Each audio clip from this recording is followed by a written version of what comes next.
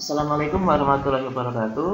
Eh, Pada pertemuan pertama ini saya ingin memperkenalkan dulu bahasa pemrograman Java karena mata kuliah kita pemrograman berbasis objek itu akan menggunakan Java. Oke, sebelumnya saya ingin membahas dulu nih bagaimana sih cara pembuatan software itu sebenarnya. Jadi software itu dibuat menggunakan kode-kode, ya. Kode-kode tersebut itu berupa teks biasa seperti kalian ngetik biasa. Kode-kode tersebut dinamakan source code atau kode sumber. Kode sumber ini baru berupa tulisan-tulisan, berupa perintah-perintah. Nah, agar tulisan-tulisan tersebut dapat diubah ke bentuk program yang bisa kita jalankan, dia harus di-compile dulu di sini. Jadi compiling atau proses mengcompile itu dilakukan oleh yang namanya compiler di sini. Dia itu mengubah dari kode sumber yang teks biasa tadi, dia diubah ke bentuk executable di dalam bentuk program Excel kan. Kalau di Windows itu Excel, kalau di Android itu APK misal. Nah, untuk mengubahnya itu kita membutuhkan compiler. Dengan sistem seperti ini, akibatnya sebuah program yang misal dia ditulis untuk Windows, ya, dikompil untuk Windows, dia tidak akan bisa berjalan pada Android. Ya kan, misal Microsoft Word, kalian download program Microsoft Word untuk Windows, kalian jalankan di Android, dia nggak akan bisa. Dia dijalankan di Linux nggak akan bisa. Kenapa? Karena compiler ini itu spesifik untuk sistem operasi tertentu. Bahkan sama-sama Windows gitu ya, kadang ada yang nggak bisa karena compilernya pakai Windows 64 bit, kemudian dia berjalan di Windows 32 bit ya, programnya itu dibuka di Windows 32 bit, dia nggak akan bisa.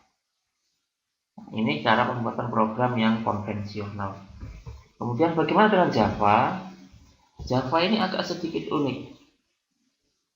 Jadi compiler Java ini, kalau yang tadi compilernya itu langsung menghasilkan program yang siap dijalankan, compiler Java ini tidak. Compiler Java ini source code-nya ya dalam bentuk .java. Isinya tulisan biasa, cuma formatnya nama belakangnya itu .java. Ketika dia dikompil, dia nggak langsung menghasilkan program, tapi dia menghasilkan yang namanya Java bytecode. Java bytecode ini pertengahan gitu, dia bukan source code, tapi dia juga bukan program yang siap berjalan. Java bytecode ini hanya bisa dibuka di dalam yang namanya JVM, Java Virtual Machine. Jadi Java ini pada komputer, ketika Anda mengenal Java ya, Java ini pada komputer kita, dia akan membuat sebuah mesin virtual yang namanya Java Virtual Machine. Jadi dia membuat komputer di dalam komputer. Nah, Java bytecode tadi yang sudah selesai dikompil tadi, Java bytecode ini bisa berjalan di dalam Java Virtual Machine ini. Jadi ini itu hanya bisa berjalan pada mesin virtualnya Java. Kemudian apa efeknya? Misal, saya menulis kode Java pada Windows. Nah, kemudian saya compile, saya ubah ke bentuk Java bytecode. Kemudian saya jalankan pada Java Virtual Machine pada Windows. Oke, dia berjalan. Kemudian program saya ini itu saya bawa ke Linux, sistem operasi lain. Di Linux itu sudah dipasangi Java Virtual Machine juga. Ya, program saya tadi bisa berjalan juga untuk Linux, karena pada Linux sudah ada Java Virtual Machine-nya. Kemudian program ini saya bawa ke mana? Ke Android misal. Ya, dia juga bisa berjalan pada Android, asalkan pada Android-nya itu sudah dipasangi Java Virtual Machine. Ya, jadi kelebihan Java di sini itu dia bisa berjalan pada banyak sistem operasi. asalkan pada sistem operasinya itu telah terpasang Java Virtual Machine. Ini analoginya Java Virtual Machine. Secara alami ya, manusia itu kan hidup di daratan, dia nggak bisa hidup di lautan. Terus bagaimana agar manusia bisa berada di lautan tanpa tenggelam? Dia menggunakan perahu.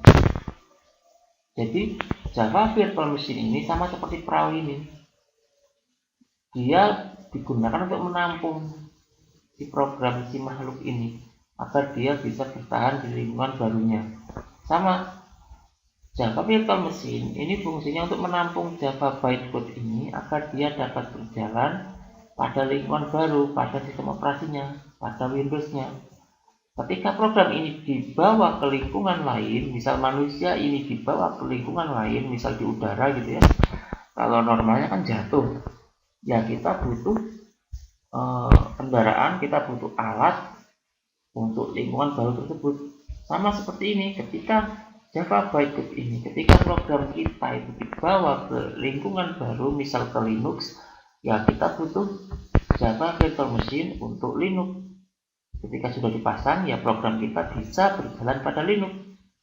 Sama seperti ini, manusia ini bisa berjalan di udara kan, asalkan ada pesawatnya. Jadi dengan adanya kendaraan-kendaraan ini, si manusia kan bisa berada pada berbagai lingkungan. Nah, ini kelebihan Java. Java itu support GUI, maksudnya itu ketika menggunakan Java, Anda bisa membuat program yang ada tampilannya seperti ini. Karena ada beberapa bahasa pemrograman yang lama itu dia nggak support tampilan grafis ya, jadi dia hitam putih saja. Kemudian dia bisa berjalan di berbagai sistem operasi, telah kita bahas sebelumnya, dan dia juga support perangkat mobile. Jadi dengan menggunakan Java, kalian bisa membuat program Android. Kemudian kekurangannya apa? Kekurangannya adalah dia lambat. Kenapa lambat? Karena program yang sudah jadi tadi itu harus dijalankan lagi. Jadi ada 2 kali kerja.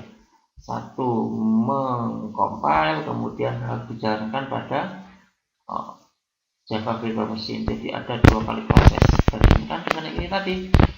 Setelah di-compile selesai. Yang ini lebih panjang. Yaitu teori Java. Kemudian bagaimana cara memasang Java pada komputer kita? Untuk memasang Java kita membutuhkan yang pertama itu JDK, Java Development Kit. Silakan browsing pada Google, download JDK, kemudian kalian klik JDK download.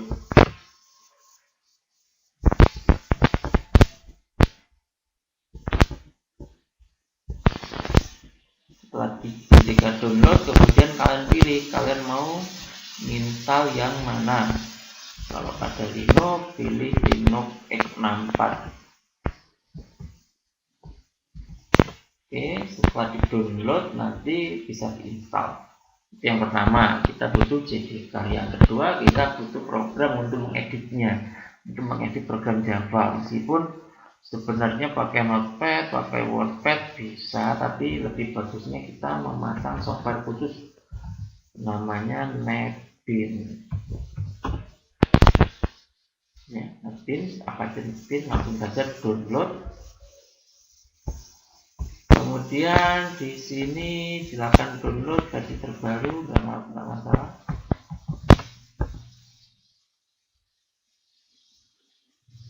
Bisa pilih sini Windows X64 download. Kalau sudah selesai download nanti akan mendapat file seperti ini. Nah, inilah yang kemudian kita install. Pertama-tama kita install JDK-nya dulu.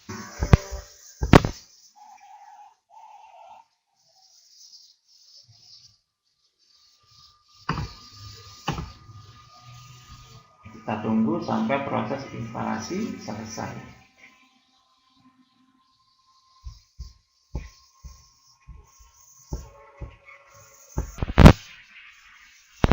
Nah, ini Nah, sudah selesai, kita klik next step. Sudah selesai, proses instalasinya kita close saja. Yang kedua, kita install NetBeans-nya. Jadi setelah JDK diinstal, kita install NetBeans.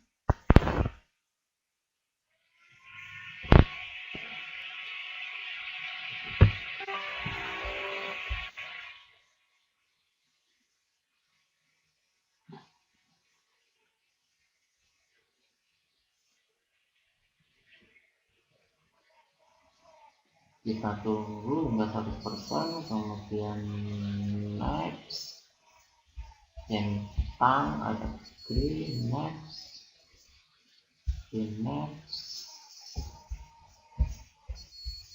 install. Nah, kita tunggu hingga proses instalasi selesai.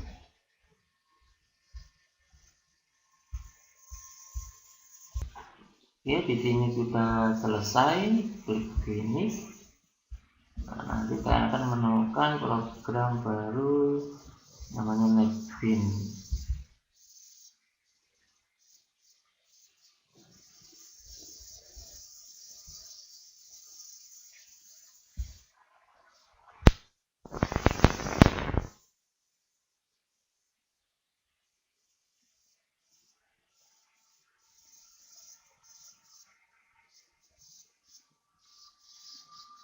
Nah, ini tampilan awal NetBeans.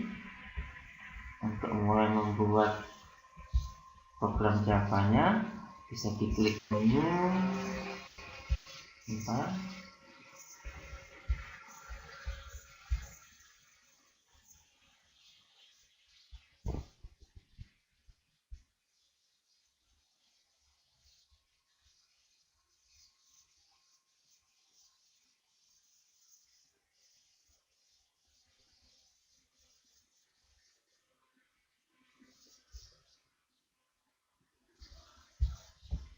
Oke, klik file, new project. Kita bikin project baru. Di sini pilih Java application, kemudian next.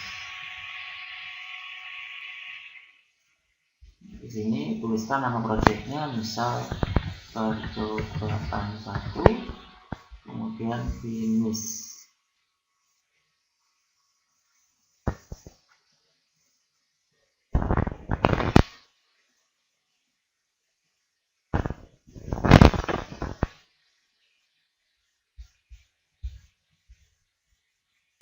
Nah, ini adalah tampilan program kita yang sudah jadi tadi, yang kita buat. Terus bagaimana cara menulis suatu programnya? Untuk sementara kita menulis program sederhana untuk menampilkan tulisan pada layar. Jika masih belum paham dengan strukturnya, nggak apa-apa, karena target kita pada pertemuan pertama ini sekedar menginstal saja. Jadi sistem outprintln ini berfungsi untuk menentukan pesan pada layar. Kalau kita nulis seperti ini, bisa diklik tombol run-nya.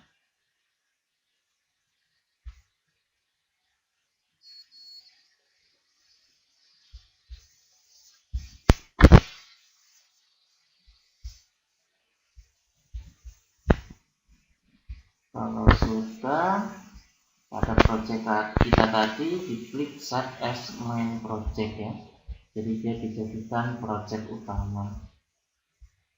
Kalau sudah, diklik run. Nah, dia akan tampil tulisan halo. Oke, mungkin materinya untuk yang ini untuk yang versi komputer. Terus gimana untuk yang nggak punya komputer? Tenang, ada solusinya. Bisa menggunakan JStudio. Bisa search di Google Play Store. Di sini sudah ada, sama persis seperti ini kodenya. Public static void main system out println, sama seperti ini. Jadi tinggal kita tulis kodenya, kemudian kita klik tombol play ini, kemudian programnya akan berjalan seperti ini. silakan di download aplikasinya yaitu JStudio pada Play Store. Oke, mungkin materi untuk hari ini cukup sekian. Terima kasih. Wassalamualaikum warahmatullahi wabarakatuh.